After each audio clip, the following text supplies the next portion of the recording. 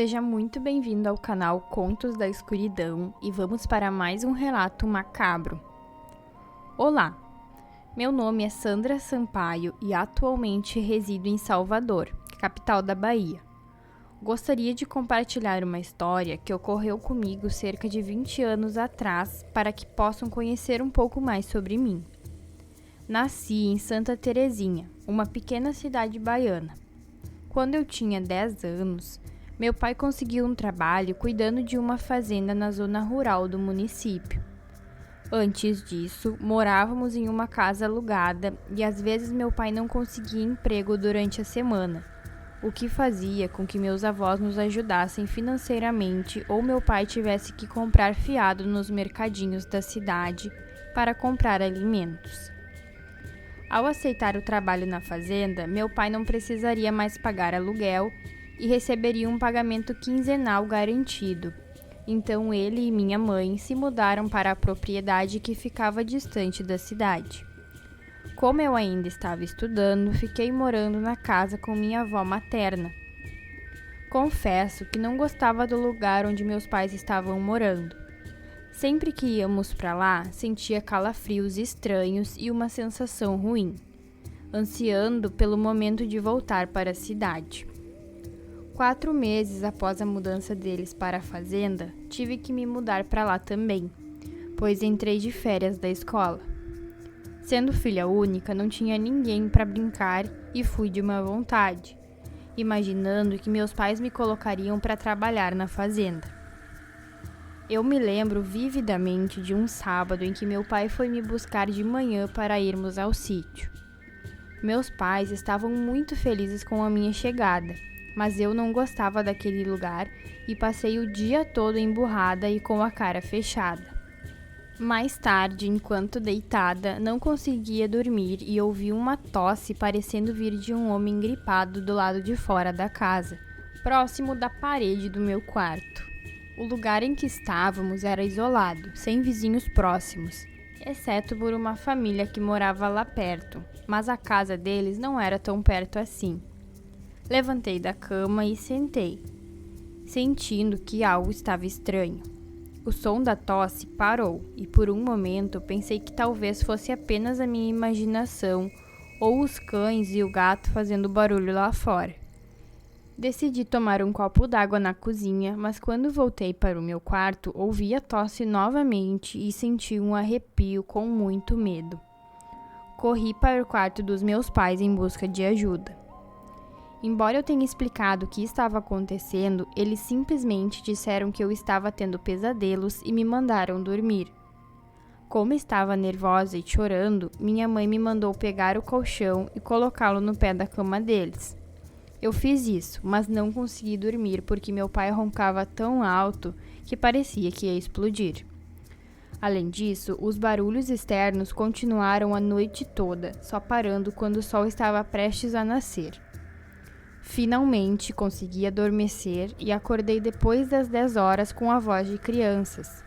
Dona Antônia, esposa do seu Enoque, que moravam ali perto, tinha trazido seus 2 filhos para brincar comigo, uma menina da minha idade e um menino um pouco mais velho.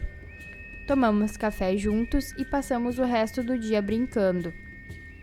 Depois do almoço, Dona Antônia foi para casa, mas as crianças ficaram na fazenda. Mais tarde, elas ficaram curiosas para saber se o pai delas iria buscá-las. O dia estava melhor do que o anterior e eles decidiram ir até o riacho que passava pelas terras da fazenda. Como o riacho era raso e próximo à casa, eles foram pelos fundos sem falar com a mãe. Quando estavam perto do riacho, perceberam que alguém estava caminhando pela trilha. Isso assustou a gente, já que não era comum ver pessoas estranhas ali. O homem que passava usava botas de couro, um chapéu de palha grande e uma capa de couro ao lado do corpo. Nós nos escondemos atrás de uma moita para observar o homem. Depois que ele passou, desapareceu como se nunca estivesse estado ali. Eu e meus amigos voltamos correndo para casa assim que vimos a assombração na estrada. Quando chegamos, contei para minha mãe o que havia acontecido Mas ela não acreditou e achou que eu estava inventando histórias. Os filhos da dona Antônia confirmaram que viram o homem, mas mesmo assim minha mãe e os outros não acreditaram neles. Passamos o resto da tarde no terreiro e quando estava escurecendo, Enoque veio buscar as crianças. Eles contaram para ele sobre a assombração, mas novamente ninguém acreditou. Depois de tomar café, Enoque e seus filhos foram embora e só restou eu, meu pai e minha mãe na casa. Como estava muito quente, ficamos na varanda da casa, meu pai deitado em uma rede e minha mãe bordando panos de prato e eu brincando sozinha com minhas bonecas. O rádio estava ligado quando de repente ouvi uma tosse vinda dos fundos da casa. Imediatamente, o cachorro levantou as orelhas e foi verificar. Parece que ambos, eu e o cão, ouvimos o barulho. O cachorro começou a latir, então meu pai pegou o facão e uma lanterna e foi conferir se não havia uma raposa ou qualquer outro animal tentando atacar o galinheiro.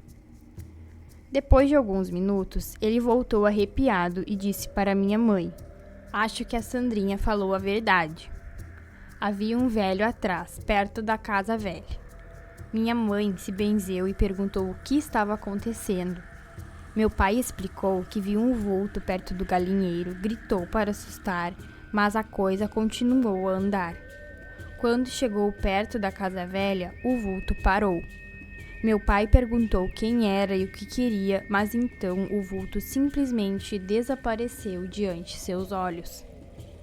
Desde então, várias vezes ouvimos tosses e barulhos nos fundos da casa. Mas minha mãe nos pediu para deixá-lo lá no canto dele e nós nos acostumamos com a situação.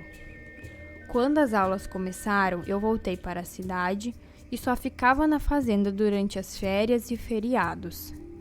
2 anos depois, meu pai arrumou outro emprego e fomos morar em Castro Alves. No entanto, até hoje me pergunto quem ou o que era aquela assombração.